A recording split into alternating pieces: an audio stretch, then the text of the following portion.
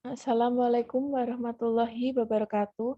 Selamat siang Bu Lili, Pak Muarifudin, dan teman-teman Rombel 2. Kami dari kelompok 4 akan mempresentasikan materi tentang teori belajar neo-behavioristik. Sebelumnya perkenalkan anggota dari kelompok 4, yaitu yang pertama, Nabila Aksani Putri, yang kedua, Fauzia Amalia, yang ketiga, Noviana Anggita, yang terakhir, Dimas Ayu.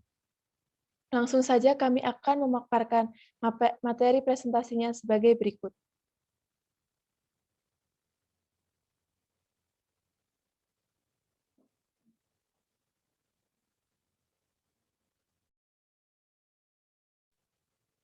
Pengertian.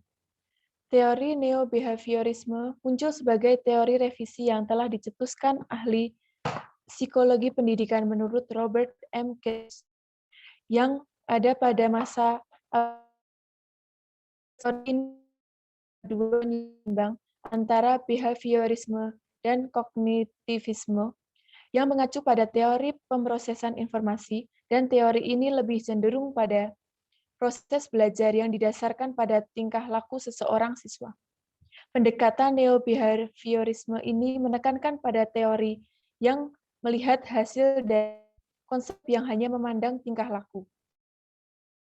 Tingkah laku tersebut dijadikan dasar atau materi selanjutnya akan disampaikan oleh Saudara Nabila, dipersilahkan.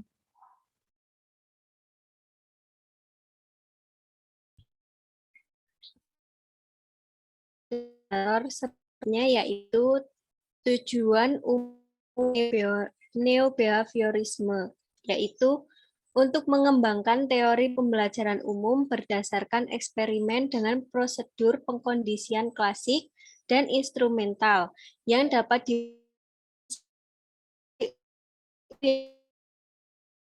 khususnya untuk perilaku kompleks yang karakteristik manusia. Next.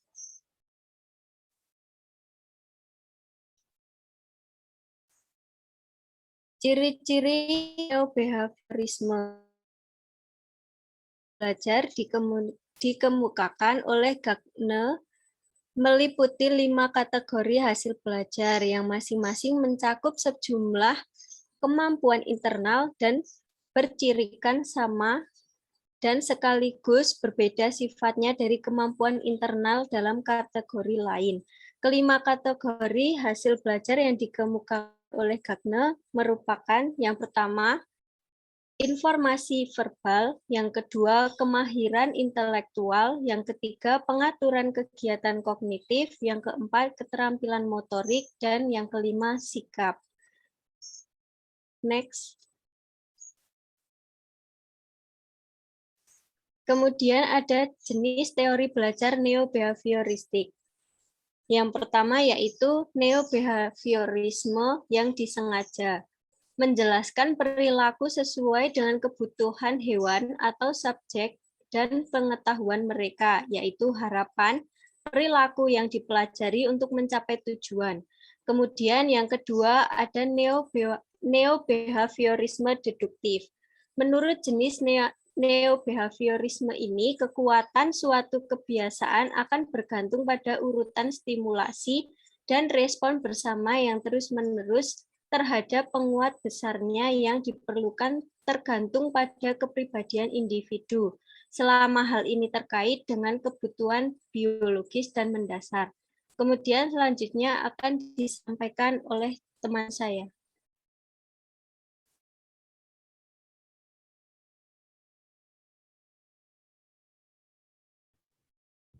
Baik, yang selanjutnya ada tipe belajar teori behavioristik. Robert and Gage membedakan 8 tipe belajar yang dipusatkan kepada hasil belajar yang diperoleh dan disusun secara hierarkis dan sistematik, di mana tipe belajar yang satu menjadi landasan bagi tipe belajar yang berikutnya. Tipe belajar yang pertama adalah sinyal learning atau belajar isyarat.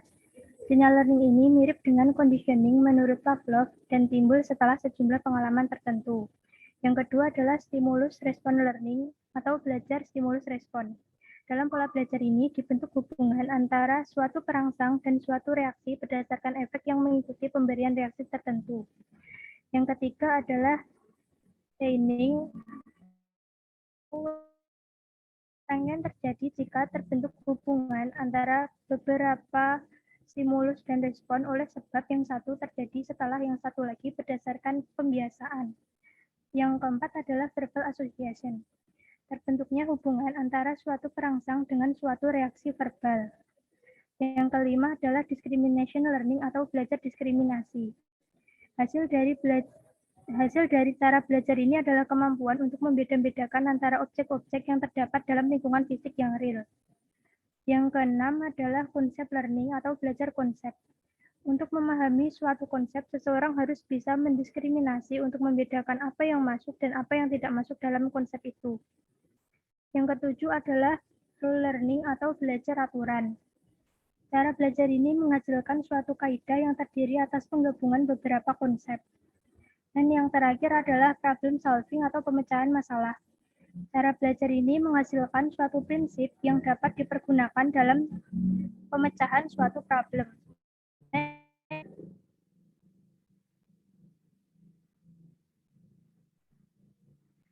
Kemudian ada fase belajar neo-behavioristik. Robert M. Gage menerapkan konsep mengenai proses kognitif dalam kupasannya terhadap hal belajar. Ia menemukan 8 tahapan mengenai proses yang esensial bagi belajar dan harus dilaksanakan secara berurutan. Kedelapan tahap itu disebut dengan fase belajar. Fase yang pertama adalah menggerakkan perhatian atau attending phase. Pada fase ini, siswa akan menjadi lebih peka dan sadar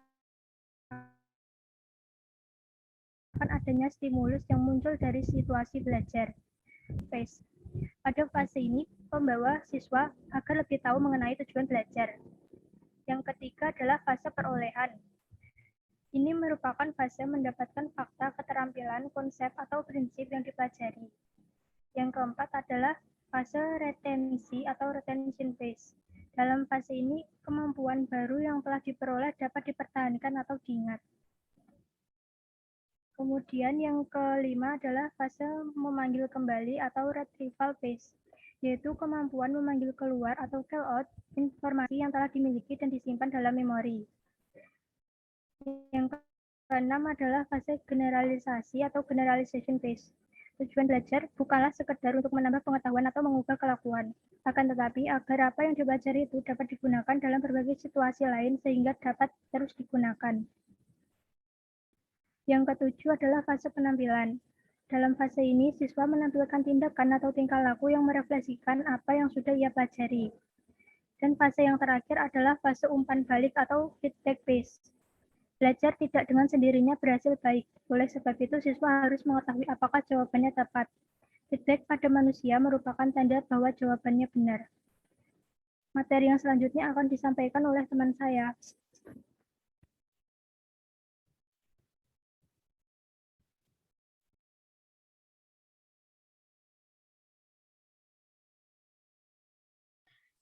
Selanjutnya yaitu implikasi atau dampak dari teori neo-behavioristik dalam pembelajaran. Yang pertama, memberikan informasi kepada siswa mengenai hasil yang belajar diharapkan guru. Dua, merangsang dan mengingatkan kembali kemampuan siswanya.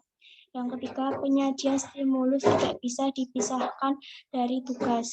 Keempat, memberikan bimbingan belajar. Yang kelima, memberikan kesempatan untuk berlangsungnya transfer belajar. Yang keenam, memberikan kesempatan untuk melakukan dan menggunakan kemampuan yang diberikan.